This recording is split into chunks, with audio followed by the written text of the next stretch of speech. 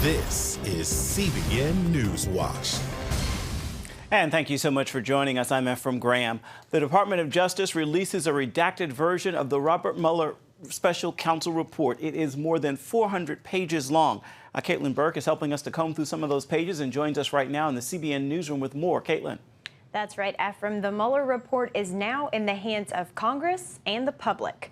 Just ahead of the release, Attorney General William Barr held a press conference highlighting his conclusions and explaining why the president isn't facing criminal charges. Trump followed with a press conference of his own, stating what he's maintained all along: no collusion, no obstruction. We do have to get to the bottom of these things, I will say. But I say it in front of my friends, this should never happen to another president again. This hoax. Democrats are angry over how the release of the report was handled, objecting to the fact that the White House was given an early preview and to Barr's press conference ahead of the report going public. The House Judiciary Committee is now requesting Mueller himself speak out about his work in a public congressional hearing by May 23rd. Ephraim, back to you. Thank you, Caitlin. CBN's chief political analyst David Brody joins us now from Washington. So, David, you've been pouring through the report. What are some of your main takeaways thus far? Well, there are quite a few, Ephraim. Can you tell? Look, my tie was here this morning, and now it's here. That pretty much sums up the fact that, I'm having gloss over factor as I read through 448 pages of this. Look, let's start with this. Bottom line, nothing changes. No collusion. Donald Trump is correct there. He says total vindication on obstruction of justice. Sure, you can make the case that it's total vindication because there are no charges being brought by the special counsel. Now, if you dig deeper, it gets a bit murkier for the president. And there are a couple of things that stood out to me. And if you don't mind, I mean, literally in real time, we're going through this. But first of all, I thought it was interesting that the special counsel basically said, we're not going to come to any conclusion on obstruction of justice. And the question then became why. And part of it was, look, they don't believe that a sitting president can, in essence, be indicted. So there's that. And also that Donald Trump has the constitutional authority, or at least the authority as president, to go ahead and basically tell folks what to do, whether it be law enforcement officials or folks in his cabinet. So this whole idea of firing James Comey and kind of telling people you need to do this, you need to do that, instead of it being looked at as obstruction of justice, the special counsel said, while it's problematic, it's not necessarily illegal. So, David, what are you hearing from inside the White House as they get to see the report as well? Well, look, I mean, they're ecstatic. I mean, and why are they ecstatic? Because they still have the same bottom line that they had about a month ago when the Barr letter came out. Nothing really changed in terms of the final conclusion, and the White House can run with that. And so they have. And they're calling it total vindication, and you really can make that argument. I don't think there's any question about it. So for the White House, I don't know about cartwheels necessarily, but look, as you sift through this report, Ephraim, it doesn't necessarily paint the president in the best light in the sense that he was trying to get the special counsel removed. That was news out of that report. And, you know, the president can actually thank folks like White House counsel Don McGahn, who's no longer there. But basically, President Trump told Don McGahn, hey, you need to basically get rid of the special counsel or tell the acting AG, Rod Rosenstein, to get rid of the special counsel. And Don McGahn, the White House counsel, didn't do it. He basically said no to Donald Trump. And if indeed the special counsel, Robert Mueller at the time, had been told to take a hike, that would have led to a whole lot more serious situation that the president is in today. Indeed. Now, if you could look into your Beltway crystal ball, if you will, where do you see Congress going short term and long term, given today's release?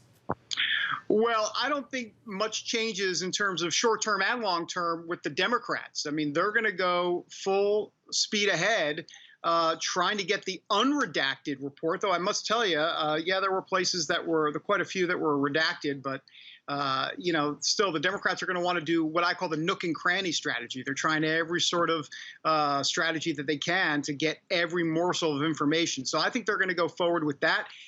And then let's remember, Congress has oversight and the House is controlled by the Democrats. So you can be sure that they're going to cherry pick lots of information that's in this report and start to potentially have hearings and investigations and all of that. Oversight is what they call it.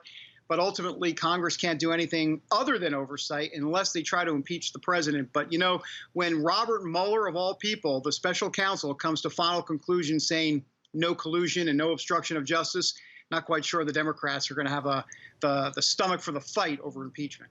Real quick before you go, what's the temperature of the American public? Are they tired? What do you think? Oh, I'm sorry. I thought you were going to ask the temperature in the newsroom. Sunny. Oh, sunny in the newsroom? The temperature of the public, no, look, I think they're moving on from this. And as a matter of fact, Nancy Pelosi would probably give you the same answer. She understands that the bread is buttered when it comes to health care and some of these other issues that Democrats are pretty strong on. And in essence, they won the 2018 midterm elections, took back the House because of issues like that.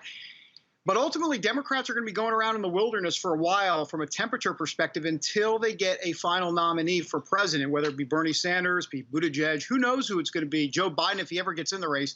Once they have that candidate, then they'll have a better direction. But that's going to take a little while, Ephraim. Indeed, indeed, David. Thank you so much.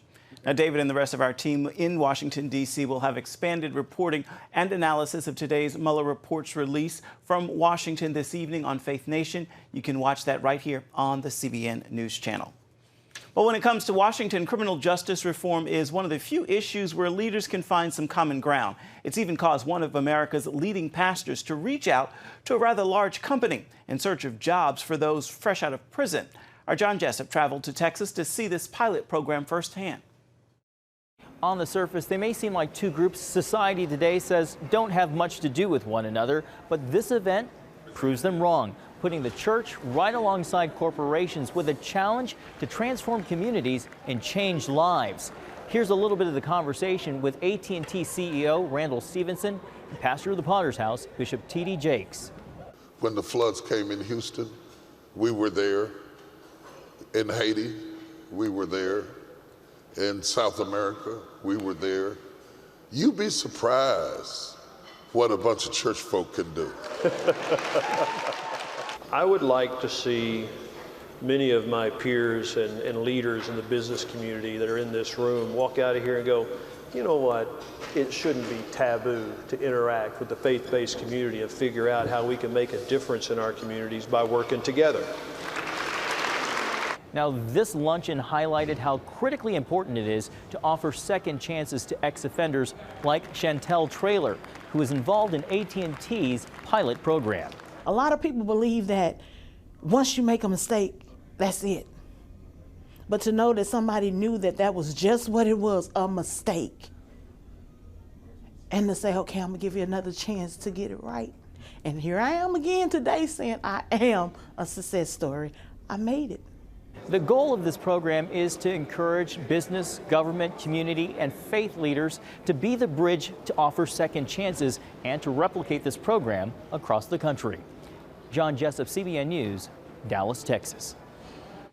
Boeing CEO says the 737 MAX will be one of the safest planes to fly when it returns to the air. Leaders grounded the airliner in March after Ethiopian Airlines and Lion Air crashes. In a video statement, Dennis Muhlenberg said his company has carried out 120 flights to test the software suspected of being at fault in those deadly crashes. Safety is our responsibility. We own it. And the work of our team will make the 737 MAX one of the safest airplanes ever to fly. That's our commitment. Boeing pilots, engineers, and technical experts are working to get the airliners approved to return to service. Israel's president formally nominated Benjamin Netanyahu to continue as prime minister. Netanyahu will now have 42 days to assemble a coalition government. His Likud party won the most seats in the next Knesset, and other right-leaning parties lobbied for him to serve as prime minister. This will be Netanyahu's fifth time to form Israel's government. I will do everything to earn the trust that the citizens of Israel gave me. I am well aware of the great responsibility on my shoulders, and I will act as the messenger of the people, all its parts, those who voted for me, those who didn't vote for me. In just a few months, Netanyahu will surpass David Ben-Gurion as Israel's longest-serving prime minister. Coming up, we're heading to New Jersey, where a new law is sparking controversy, and parents have a lot to say about it.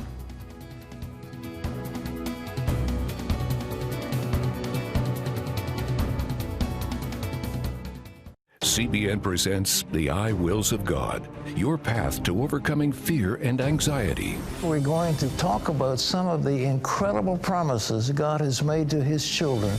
In Pat Robertson's newest teaching, you'll discover the I wills of God.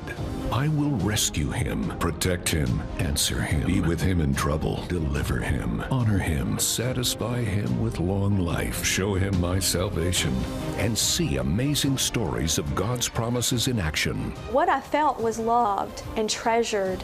God spared my life twice in 3 days. The good Lord had given me a second chance. Break free from stress and despair. The Lord doesn't want you to live in fear, but to know the rewards given to those who love God. Call 1-800-700-7000 or visit CBN.com. The I Wills of God, your path to overcoming fear and anxiety. Remember for a moment what it was like to be a child. You believed every story you were told. You saw a world full of endless possibilities. What stories will the world's orphaned and at-risk children believe? We believe the Bible tells the only story truly worth believing. We believe that every child should have the opportunity to dream, the chance to take challenges and turn them into possibilities, the chance to stand on the promises of God, to recognize their place in the greatest story ever told. They have their whole lives ahead of them. Theirs is a world of endless possibilities. They are looking for a story to believe. We will tell them that story. Will you join us?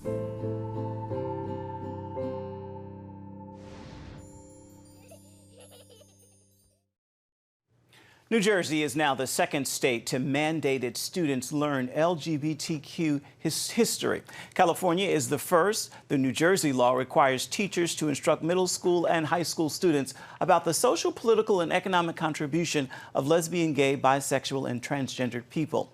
A group of parents oppose the law. They plan to hold a protest rally at the State House next weekend. They're calling the rally Man and Woman Up for Christ. Heather Sells spoke with one of the organizing parents.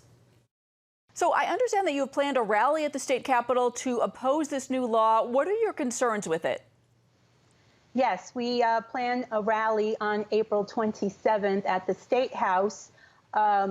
We have concerns about the LGBT history, the whole agenda being pushed on our children.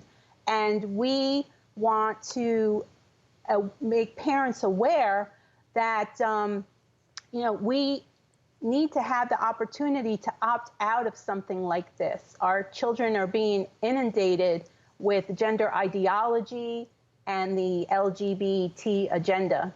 And so there's no opt-out provision in the bill? No.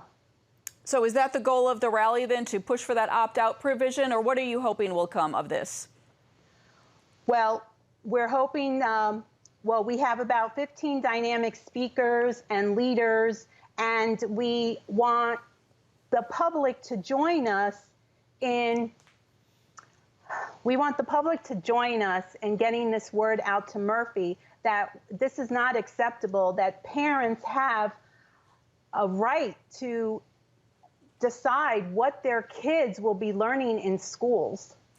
Crystal, I know that you are the parent of a child who has struggled with this issue of transgender, and it's a personal issue for us. How have you found the education system in the state going against your goals as a parent?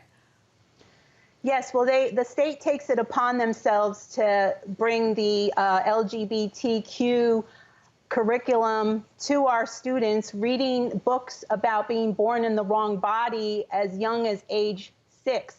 My son never showed any signs of distress over who he was his entire childhood up until when he was 19 and got involved with a different group of people in college. Then all of a sudden he tells me that he is transgender.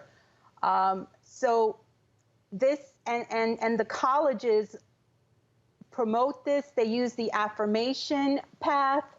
The college campus therapist tells me that because the laws in New Jersey, the New Jersey conversion therapy law, doesn't allow them to help someone feel comfortable in their body. They send them down this path of transition. So our kids are going off to college and coming back as someone different. I know that there's other parents who are concerned about this. They will be at the rally, and I know that you think that all of this LGBT history law and what your son has experienced all combines to really promote a certain worldview. So we'll definitely be watching what's going on. And Crystal Lopez, thanks for your time right now. Thank you. Still ahead, Iranian-backed extremists have replaced ISIS in Iraq's largely Christian towns. See how they're terrorizing them now.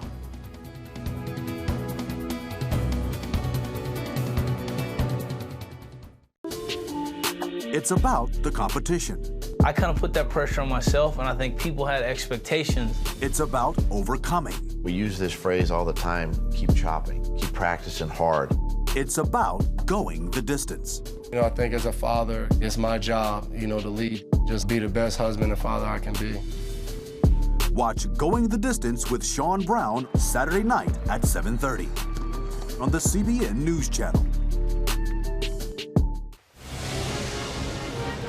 Woohoo! Hi, Superbook fans. Here's something else you'll love. It's the new Superbook Bible app. It's packed with games, activities, and Superbook episodes that you can watch for free. Oh, no! There's trivia, a fun daily devotional, and answers to your Bible questions. Plus, an easy-to-understand Bible the whole family will enjoy. You can even create your own Superbook character. Ta-da! Whoa! The Millsburg Falls man coming... Sorry, pardon me. Sorry, excuse me. Ouch! Are you getting this? Earn super points to win daily prizes, too. And so much more! Time to get back to my adventures. See you soon. It's the new Superbook Bible app. Free downloads on iTunes, Google Play, and Amazon. Discover the I wills of God. I will rescue him, protect him, answer him, be with him in trouble, deliver him, honor him, satisfy him with long life, show him my salvation. What I felt was loved and treasured. God spared my life twice in 3 days. The good Lord had given me a second chance. Call 1-800-700-7000 or visit CBN.com. The I wills of God, the latest teaching from Pat Robertson.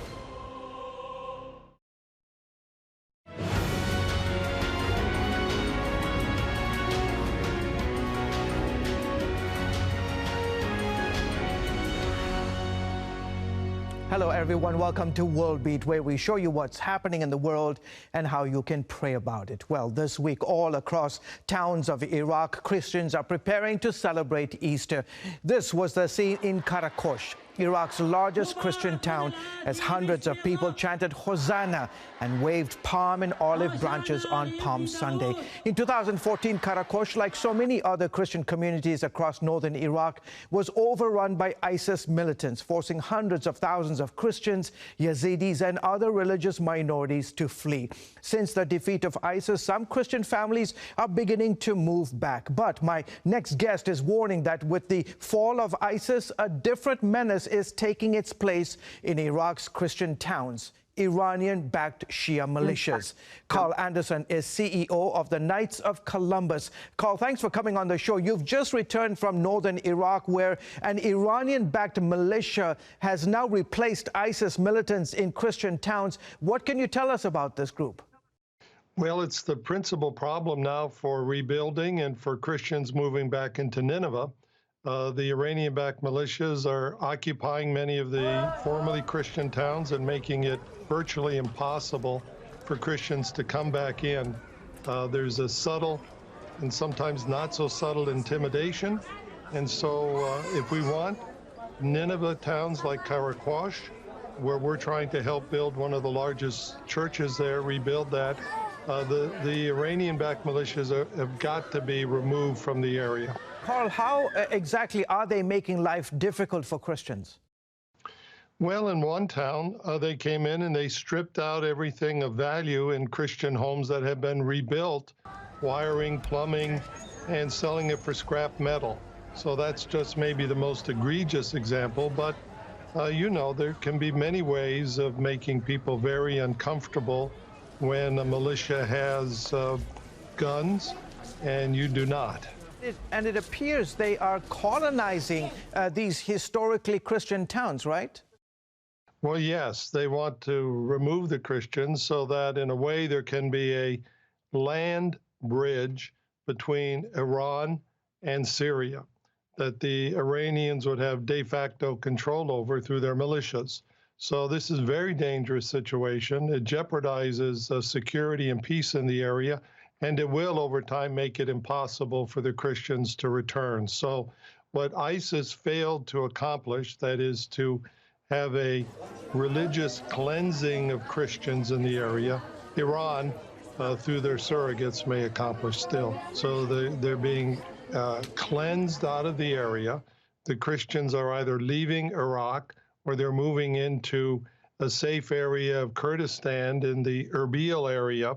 But what we're seeing is that formerly Christian towns that have been Christian for thousands of years are now just uninhabitable for Christians. You made reference to this earlier about a land bridge. Can you expand on that? What is Iran's goals in these Christian communities and in Iraq overall?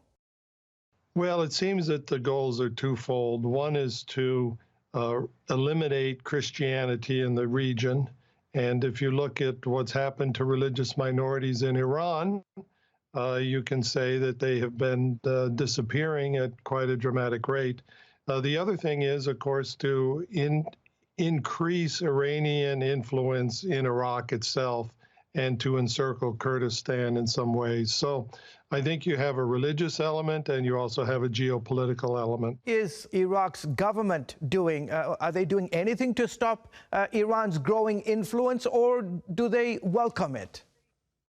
I think they're not doing enough. Whether they're doing anything remains to be seen. I know this is a great priority of the Vice President Pence, to see that Iraq extends its lawful authority in the territory and to make it safe for Iraqi citizens, Christian citizens of Iraq, to move back into their homeland. So the U.S. government has spoken out very clearly on it. The Vice President has.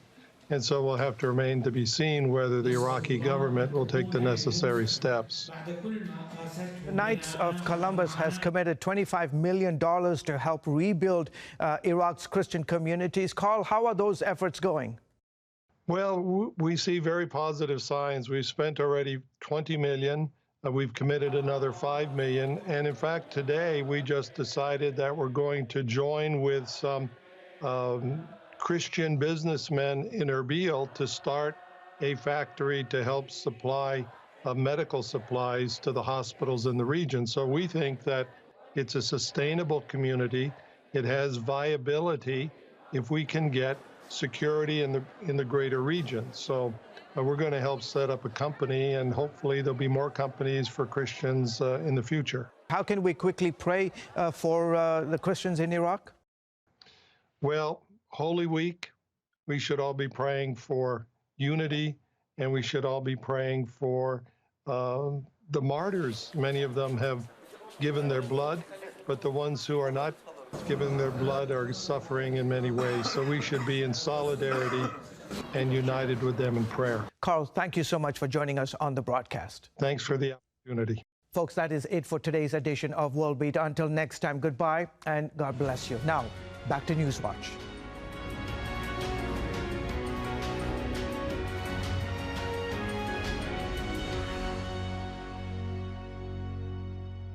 As the world watches from the outside, it's a big diplomatic tug of war here in the Middle East. Go inside the story with Jerusalem Dateline. Israeli archaeologists are talking about a discovery that could change the thinking about the Temple Mount. Join CBN Jerusalem Bureau Chief Chris Mitchell and get the biblical perspective on the events shaping the world. What starts in Israel then ends up going to other places. Watch Jerusalem Dateline Friday night at 9:30 on the CBN News Channel. Or Orphans Promise is committed to loving and serving at-risk children, to helping keep families together, and to creating opportunities for strong and sustainable communities around the world. We're working in over 60 countries around the world, and with your help, we can do even more. There's an old African proverb I love that says, if you want to run fast, run alone. But if you want to run far, run together. At Orphans Promise, we want to run far so we can touch the lives of as many orphaned and vulnerable children as possible. But we don't want to go alone. We're out to change the world, one child, one family, one community at a time. Will you join us?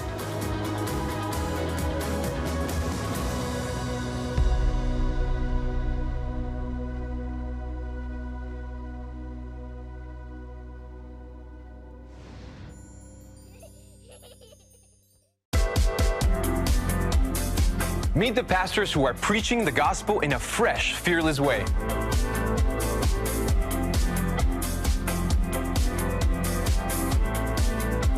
I'm Roberto Torres-Cedillo. Join me each week for Next Gen Voices.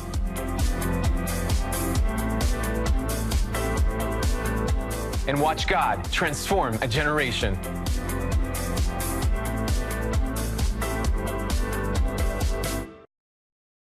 It has the power to influence weight loss, boost your immune system, and improve brain function. We've seen an explosion of data on the role of the gut microbiome in health. The free Build a Better Gut booklet reveals the latest information about the gut microbiome. You'll discover how your gut affects the rest of your health. The gut microbiome has been linked to depression and cancer and heart disease. Learn how to build a stronger, healthier gut. The microbiome, if it's in good composition, are really protecting us all the time from more invasive things. Get the Build a Better Gut booklet, free from the Christian Broadcasting Network. Call 1-800-700-7000 or go to cbn.com/buildabettergut. You need to make sure that your microbes are working with you, not against you. And if you order online, you'll get immediate access to the Build a Better Gut series, a digital copy of the booklet, and related bonus material. Build a Better Gut today. Call 1-800-700-7000 or go to cbn.com/buildabettergut for your free copy. Come home to the Southern Gospel Station from CBN Radio. You'll enjoy a rich Southern blend of bluegrass, classic gospel, and Southern gospel favorites. CBN Southern Gospel. Available now at cbnradio.com. Welcome back. Pope Francis began his Easter week ceremonies blessing huge vats of oil during Mass in St. Peter's Basilica. The oil will be used in parishes around Rome throughout the year. During the Mass, the Pope told the clergy they are not, quote, distributors of bottled oil, but they anoint by distributing ourselves, distributing our vocation and our heart. Pope Francis is also traveling to a prison about an hour outside of Rome to wash the feet of prisoners. Well, that will do it for this edition of CBN News Watch. You can find more on the issues you care most about always at cbnnews.com. And you can watch CBN News programs throughout the day at the CBN News channel. We'd love to know what you think about the stories you've seen here. You can do that by emailing newswatch@cbn.com. And of course, you can reach out and touch us on Facebook, on Twitter, and Instagram. Hope you'll join us again right here next time. Make it a thankful Thursday.